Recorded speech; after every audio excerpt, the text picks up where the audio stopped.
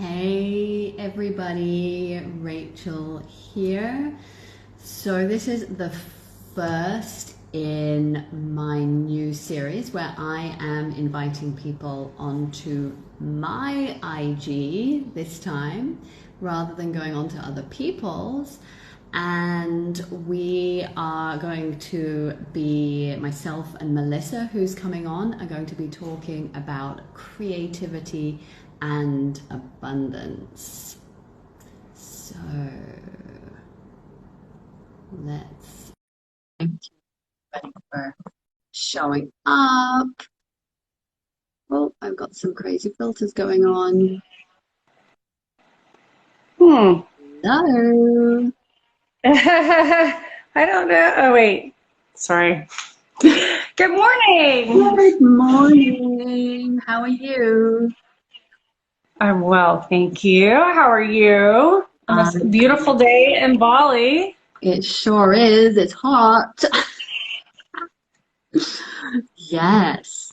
So thank you so much for joining me. So Melissa and I went live on her IG last week, and this week she is coming on to mine, and we're going to talk about sort of abundance, creativity, and how the two kind of merge. So this is the first in this series, and I'm going to be doing these probably every week, bringing all sorts of different people on board and really diving into what abundance means and how people connect to abundance, what is their way, their interpretation of it. Because what I recognized was that over the course of a decade of being in the personal development industry, is that I have met some of the most amazing people and just sort of continue to have these really in-depth, high vibe, like expansive conversations that I recognize are not the norm, right? I've had conversations with people who perhaps are not in the personal development industry, who have sort of messaged me afterwards or commented afterwards and been like, oh my God, that was such a cool conversation. Like, I wish I could have more conversations like that in my life. And I was like, Multidimensional. yeah, I was like, oh my God, this is normal for me. You know, this is so Yeah. normal to have these kind of conversations. So I realized that it was actually really cool to sort of bring this out into the sort of wider audience, just to, yeah, just to showcase some of the people that are in my life. So you are first up, which is so cool. Thank you for popping my story. Well, thanks so much for having me. And yeah, I mean, I love how we were totally synchronistically, divinely, abundantly connected, especially through our children. I always think that's really beautiful. And yeah, this is a topic that is definitely a big part of my own soul's blueprint and soul's purpose, and a big part of my own teachings and journey and mastery over the last really 2 decades, last 20 years. So I think it's something that, requires a lot of consciousness and creativity and innovation, and having these conversations and really expanding our perspective about abundance and money and creativity and wealth and well-being, and what does that really mean, and how collectively our values are changing around this, in a really big way. So, and they have to, it's essential because, the ways that we've been going about abundance, wealth, health have not been sustainable, right? They're not sustainable to our evolution, and so we have to get creative.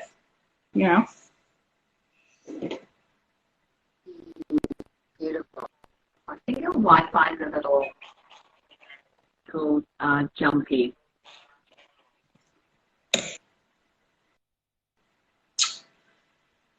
Let's see, mine looks okay over here, but I think you're coming in. I don't know if you can see me okay, or if it's just sort of flipping it. You're okay now. That's all good. We'll continue. So, Melissa, just tell us first just a little bit about like what it is that you do. Like, what is your what is your art? Like, what is your thing that you bring out to the world? Well, I first started on this path. I mean, I'll go back to when I was in high school. So I was always really creative, and I had these very kind of left brain dominant parents and very type A. God bless them, you know. And so when I was younger, you know, my parents used to call me a highly imaginative child. I mean, I would just like, I was always doing plays and climbing trees and, you know, in nature.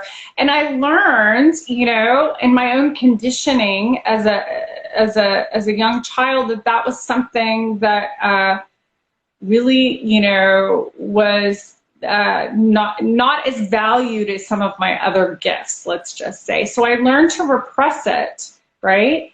And I learned to repress my imagination. You know, there were jokes made about, you know, my intuition or my creativity or my self-expression. And so I learned to repress it. And it wasn't until high school I had this incredible art teacher who really was like, you're actually quite gifted, and you know, and I really like loved painting and working with pastels and life drawing. So I went off to college to Tulane University. Hi, Walker Jacobs, I see you there, a friend of mine from Tulane. And I wanted to be a painting major. And my dad, you know, Tulane is in New Orleans, and it's a highly academic school, and they actually have an amazing art department. And my dad was like, I'm not sending you to Tulane to like, you know, paint and party. Like, do something practical and get a degree that you can fall back on, something you can make money in. And of course, you know, his mother was a widow.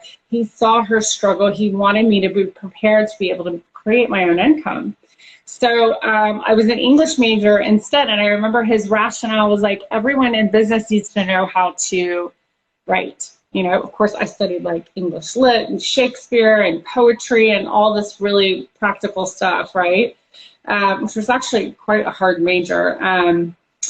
But I was a painting minor, and then I got out of school and I had no idea what I wanted to do, you know? And then I fell into PR and communications and writing press releases and high tech and the early .com boom. And in Boston, I had moved to, my family had actually moved to the Boston area. And so I was working in Cambridge, and it was like the beginning of like all this high tech and internet, and it was super creative and it was very innovative. And so I learned really quickly and worked for all these startups and, you know, doing marketing and online marketing and advertising, and then moved to San Francisco. And, you know, that time was so innovative. It was so entrepreneurial. I worked for a couple of software companies and then ended up working for Intel Corporation. And I was like, you know, how did I get here? I got really bored when I got to Intel. And I think that was another thing. I'd worked for all these creative agencies and these startups, and I really missed that creative entrepreneurial energy, right? It was like infectious, and we literally were like making stuff up, you know, as we were going along. And it was really, and I was young, you know, so I really learned at an early age. I was empowered by the teams that I worked with, you know, Joe McCambly, you know, back at Thunder House, and some of these big early online ad people out in New York and on the East Coast. And I, you know, I had a lot of great experience. And then I got to Intel and I was like bored, I was stuck, I was depressed, I was making tons of money, and I was like, there's got to be more. And that's when I really started to wake up. I was traveling the world, I had a great job by so many people's standards, and yet I really just wanted to paint. So I was living in San Francisco, and I enrolled in a bunch of art classes, a writing class, a poetry class, a photography class, life drawing, but my real passion was painting. And it happened to be a studio that was all about painting as self-expression, creativity. You know, I remember Barbara Kaufman at the Center for Creative Exploration in San Francisco, you know, when I first enrolled in a class there, she said, you know what, I'm not going to teach you how to paint, right? Like, I believe that you know how to paint, and So this is not about technique or skill. This is really about unleashing your own spontaneous creative expression. And at that time, you know, I was like getting up at 6 a.m., 5 a.m. to commute in Silicon Valley to Santa Clara, you know, on the 101 and with a carpool, you know, and then in Cube Land, right, in Silicon Valley. So I was like, sign me up. Like, this is exactly what I need. And it was 3 hours of painting meditation with no talking, just color and play. And, you know, in those early sessions, Rachel, like just the simple experience, like my paintings in those times were really simple. We used tempera and paper and the freedom of the blank canvas, right? And nobody telling you what to do. You have to discover it and play and allow your soul's expression to emerge. You know, it was so freeing and brought me so much joy from a place when I was really, that part of me had been locked up, you know, inside, and it unleashed so much energy and passion. And that's when I knew, oh my God, everyone needs this. Like, we are so blocked in our right brain and our intuitive knowing and our spontaneous sense of creative self-expression, and it really holds a lot of energy and a lot of power. Our imaginations, and you know, so I continued, and that really became my spiritual practice.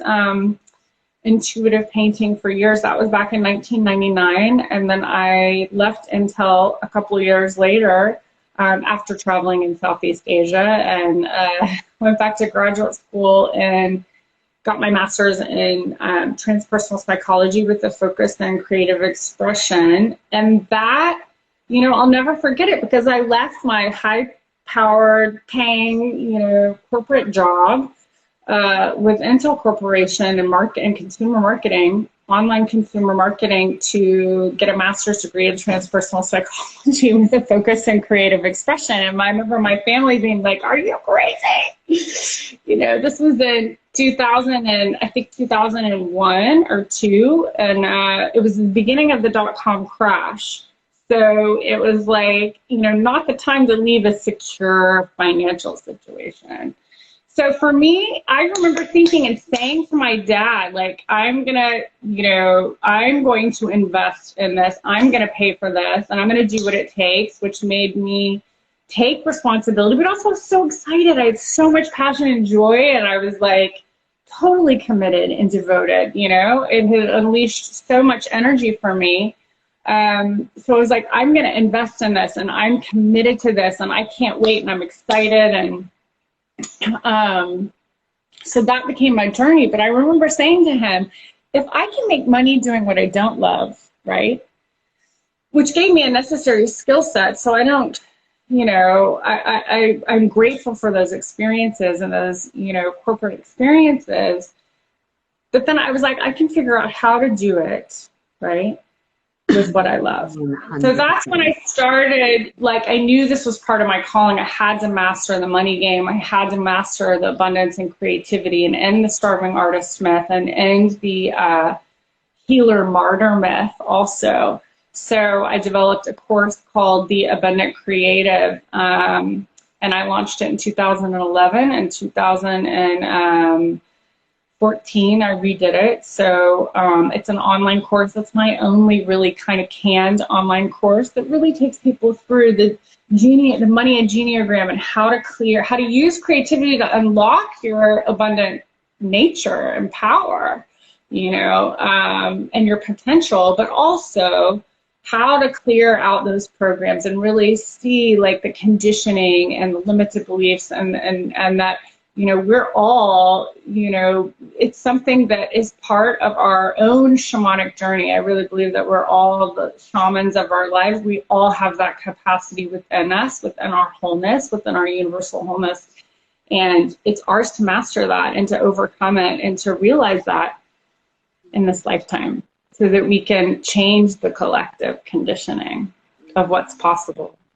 Yeah, wonderful. And so what to you is abundance? Like, define, like, feeling abundant or being abundant. Oh, I love that question. And I think it's changed over the years, because I definitely think that it took me a couple of years. I started my business and my studio in Austin in 2007. And it took me a couple of years to hit like almost multiple six figures and six figures, I think in 2010. So it took me about 3 years, but it was very organic. Like it wasn't something I was really focused on. It just happened. And this was pretty early. So then I was like, okay, it really is true. If you follow your passion and your purpose and you just do it. And of course I use my business experience and my experience working in agencies and my marketing experience to create that. But it was very organic. And so then I was like, okay, I can do this. And then, there are different levels, I feel like, in your wealth consciousness game, my own wealth consciousness journey and game, because you can also, there's so many different tracks almost. Like I remember, one of the challenges is, and the big breakthroughs that I've had in the last couple of years is really seeing that we culturally and as a humanity, I feel like have, really attached abundance to money and have made money sort of this false god, if you will. So for me, to answer your first question about abundance, abundance is that connection to our source, connection to the infinite within, right? When we're connected to that and we create from that love, that knowing anything is possible, and we're in that we receive everything that we need, right? Like right now, like doing this and sharing this and connecting with you, we have such shared purposes and values and paths and journeys, and so I mean, it's so exciting to me.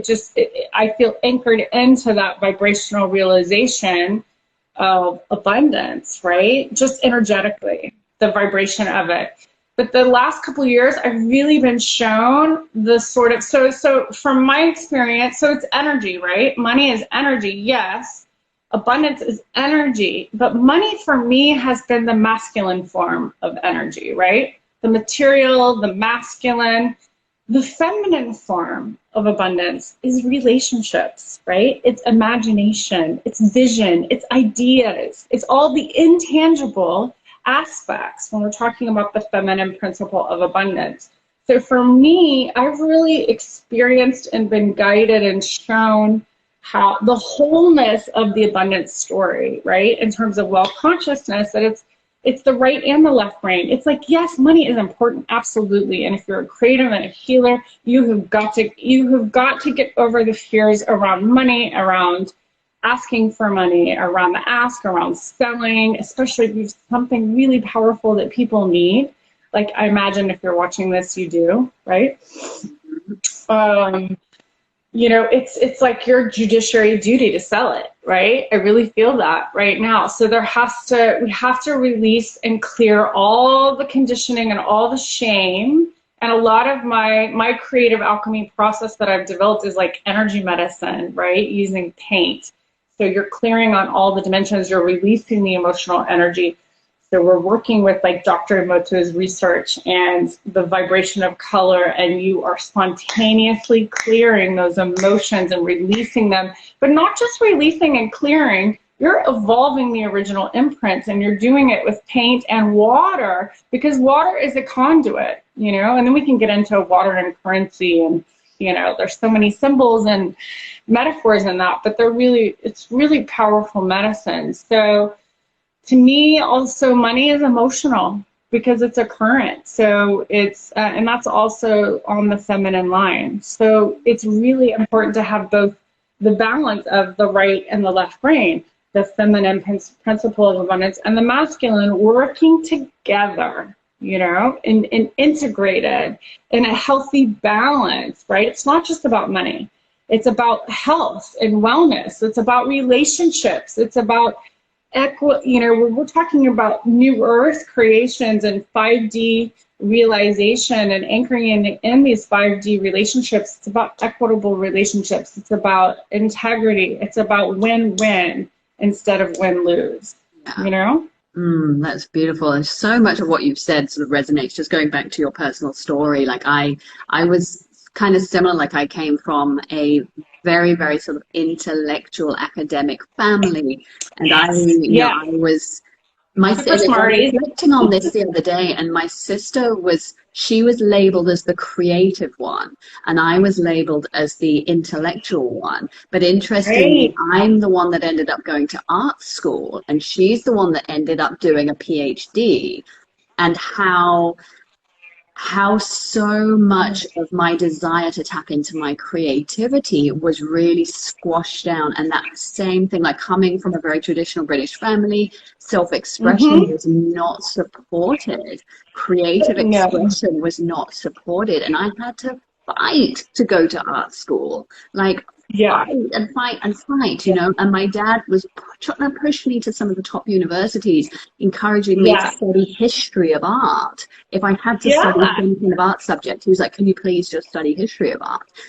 So it's so interesting. Right. And I'd love to hear you talk on that sort of relationship, because you talked also about the kind of the archetype of the kind of the starving artist, or the, I'm not sure what you called it, but the healer, the what's the archetype that you sort of referred to with the healer?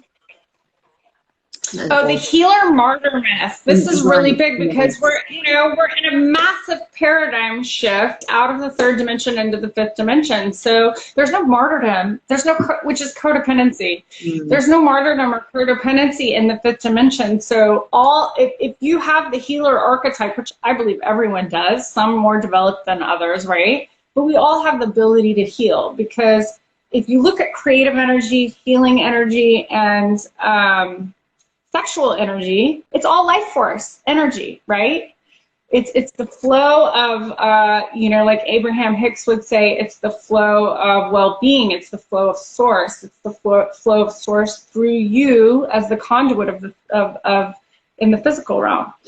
So it's all the same energy, and I feel like a lot of us, we have to clear the karmic cycles and the karmic programs, and that's also a big part of what I do. I help creatives, healers, visionaries, women, artists clear those karmic cycles and imprints and programs out of the starving artist myth. So the scarcity story and how to use your creativity gifts, but also to, there's karma and trauma are really related. There are valid reasons why we have had these karmic blocks. There's trauma underneath that, right? Collectively, individually, we carry those stories, as you know, in the body at a cellular level. So we have to start working with these multidimensional tools, which that's why I love art.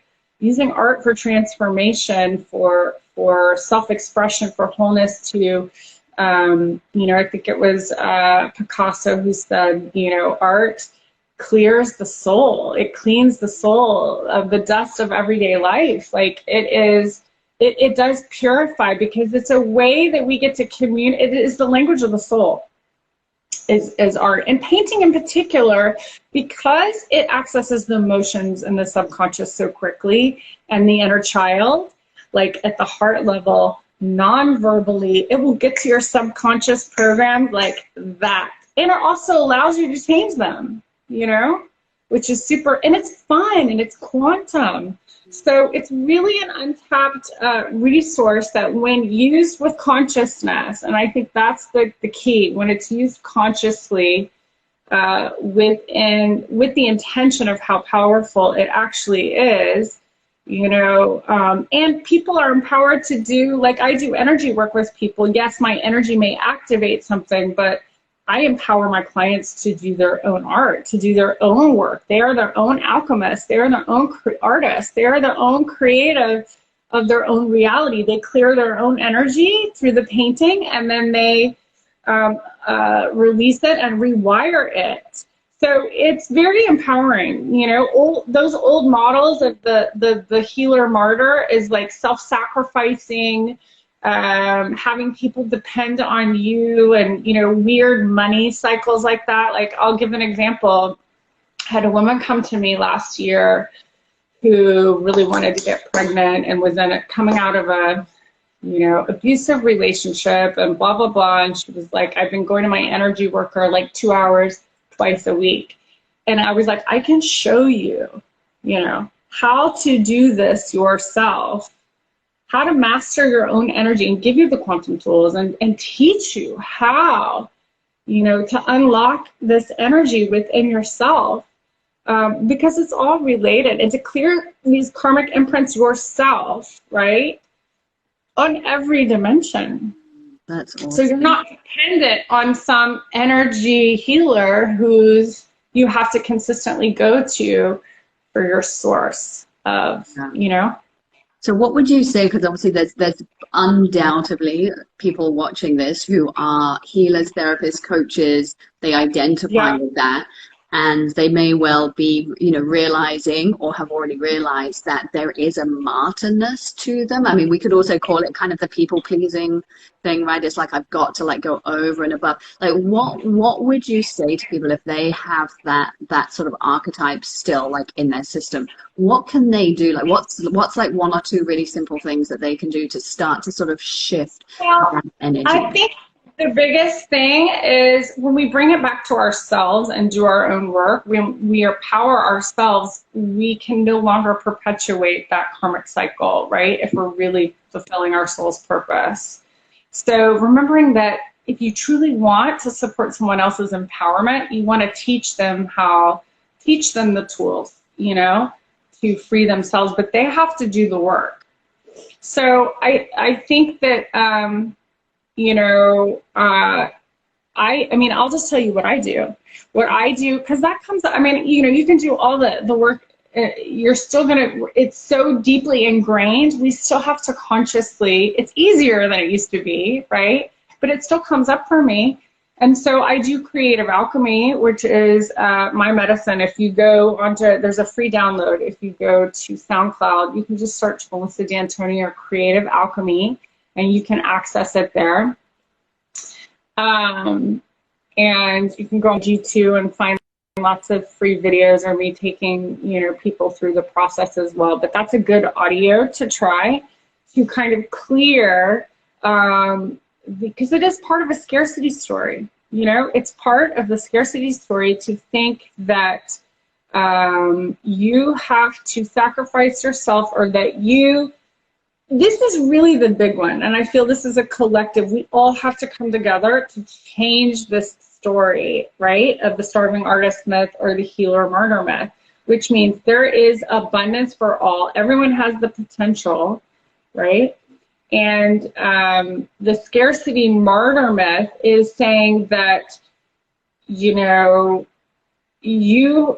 like a program that you have to fix someone else for you to be okay. Right? So that's where that self-sacrificing comes. It's like an old program, also believing that your work isn't worthy, or it's not, like your creative work isn't valuable enough, or that so it's a big self-worth story, but it's around the feminine gifts. So creativity, art, again, imagination, spirituality, healing, these are emotional healing. This is something that I knew. I had a double whammy as an artist and a healer, as a creative and a healer. I had to learn to find the abundance and reclaim that for myself and for the collective, for others, because we've got to change the story collectively. But the only way that I can do that is being the change myself and claiming it for myself. So I started valuing my work as, early on as an expressive arts therapist. I saw that the clinical model was limiting, and that's why I went into coaching, and I had a great mentor, Dorothy Devac from the Center of Excellence, my work with A Course in Miracles and all of that work, that I was like, I'm not going to do the clinical model because it is rooted in that healer martyr myth. From a business perspective, it caps abundance, and you have you're seeing clients, 10 clients a day, and you have hour sessions, and you're not getting totally paid for the energetic exchange. And so it's very limited. It's not coming from a place of wholeness and equitability. It's coming from scarcity and poor you and poor me, and, this very limited perspective of healing and wholeness. So I knew that that was part of what I was here to change. And it had to start with me, you know? So I remember breaking away from the clinical model and all the other therapists and rebelling, really, and saying, nope, I'm going to go in this direction. I'm going to pave my own way. You know, I'm going to just like take my vision. I really wanted to have a studio. I saw that the most impactful thing wasn't necessarily the therapy, but it was getting people in the studio and then marrying that with the coaching. So that's why I also feel really passionate about coaching. And then I created my own method in this way, because you need that framework, that accountability, that structure, that, you know, very creative focused. So therapy was very open, and I was like, okay, what do you want to, you know, first people that come into me, it's like, what do you want to create? That's what we talk about. What do you want to create? What's getting in the way? What needs to shift, right? And then also getting people in the studio and painting, because it would open up these right brain, right, feminine channels where their gifts could come through, and they could learn to trust their intuition in themselves and taking risks creatively first. So you're anchoring in that pathway, right? That vibrational experience, and then you can do it entrepreneurially. Like I used to have this program called The Art of Entrepreneurship, and that's what I did. It was a coaching program where I took people through the intuitive painting process, and then also coach them into the entrepreneurial journey and how to make it like an art, make it fun, and to be more comfortable with risk taking, because they were doing it with paint and paper first, you know, in the body.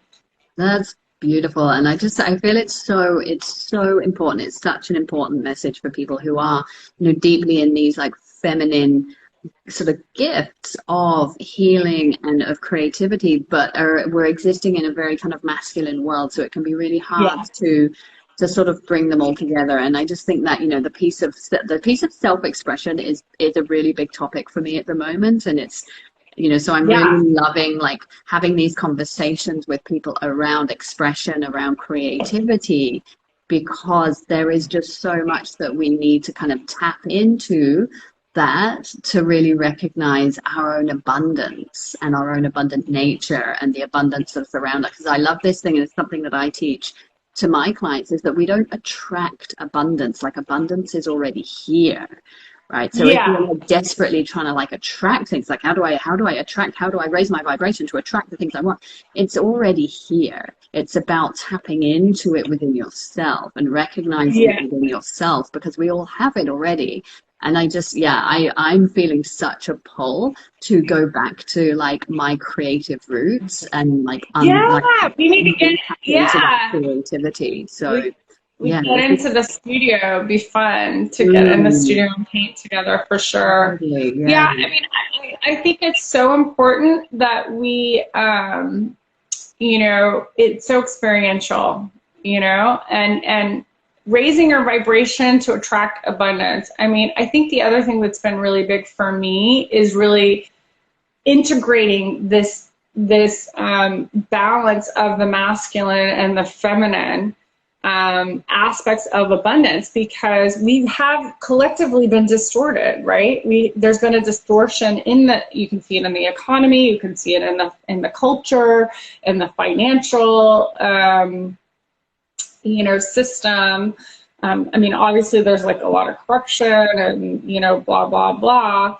But it's like we have to stop making money a false god. So it's important to heal your relationship with money. But you also, I see this with a lot of money coaches and coaches that I've worked with that I've actually learned a lot from, where they really made it their source of self. And I remember having those journeys myself in my own wealth consciousness journey of like, making tons of money and making consistent $20,000 months, and you know, while having a 9-month-old that I'm raising by myself, you know, I mean, you know, super focused. But then I did that and I was kind of like, you know, it lost, because there was some aspect of my own identity that was still using it for some kind of accomplishment, or, you know, and then that opened up another deeper journey in terms of like, why am I letting this define myself? Or is this a reason to, you know what I mean? So I think there are many, many layers to the abundance journey. And but I think it's really exciting that, at least in the last couple of years, really opening up to seeing like, oh, the feminine forms of abundance are like relationships, you know, that's business, right? And connections and community and inspiration and ideas and visions, you know, and really valuing that as equally as we do money and material things. Yeah. Yeah, that's beautiful. Thank you so much for sharing. It's such a cool conversation. I love it. And yeah, so I love it too. I love you. I love you too. Finally, how can people reach out to you if they are curious about what? I think the best is on IG for sure. I've kind of moved, I'm in transition right now of relaunching, launching a business here in Bali called The Cocoon Bali. It is, I think they're on IG, it's on my IG account. And then Melissa R. D'Antoni on IG as well. That's probably the best. Just message me there. Perfect. Wonderful. Well, thank you. Thank you. Thanks so much for having me, Rachel. Thank you to all of you. And I look forward to having more conversations like this. For sure. All right. See you, everybody. Much love. Bye.